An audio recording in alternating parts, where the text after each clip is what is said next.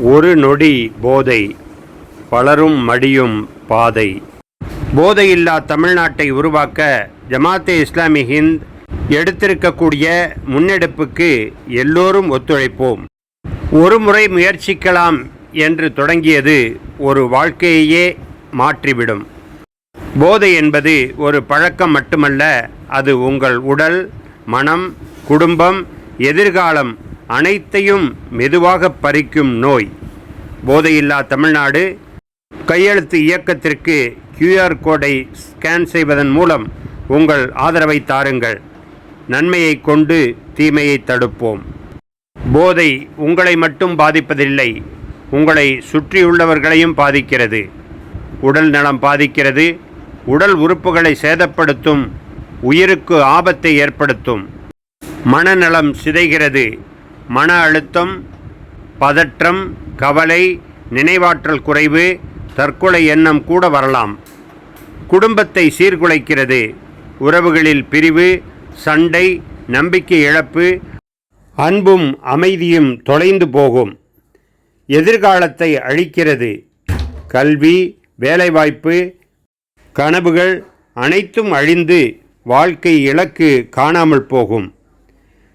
வாழ்க்கை மதிப்பை குறைக்கிறது. சமூகத்தில் மனித கண்ணியத்தை குறைத்து பிறரின் மதிப்பையும் நம்பிக்கையையும் இழக்கச் செய்கிறது. நாம் என்ன செய்ய வேண்டும்? புரிந்து கொள்ளுங்கள். போதைப் பொருள்களின் தீமைகள் பற்றி தெரிந்து கொண்டு நம்மை பாதுகாப்போம், ஆதரிப்போம்.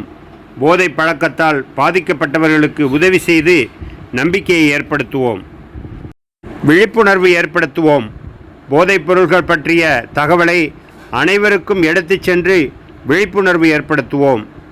தகவல் தெரிவிக்கவும். சந்தேகத்திற்கிடமான போதைப் பொருள்களின் விற்பனை, விநியோகம் உள்ளிட்டவற்றை உடனடியாக தெரிவிக்கவும். உங்களை நீங்களே மாய்த்து கொள்ள வேண்டாம். திருக்குர்ஆன் அத்தியாயம் 4 வசனம் 29.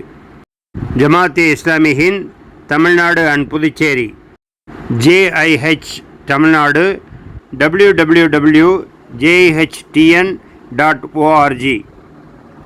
மதுவினால் சில பயன்களும் உண்டு. ஆனாலும் அதில் இருக்கக்கூடிய பாவம் அதில் இருக்க பயன்களை விட மிக அதிகம் என்பதால் இறைவன் அதன் பக்கம் நெருங்காதீர்கள் என்று கட்டளையிடுகின்றான். தீயவை தீய பயத்தலால் தீயவை தீயினும் அஞ்சப்படும் என்று வள்ளுவர் கூறுகின்றார். எனவே இந்த தீயினும் கொடிய தீய பழக்கத்திலிருந்து நம்மையும் காப்பாற்றி பிறரையும் காப்பாற்றுவோம்.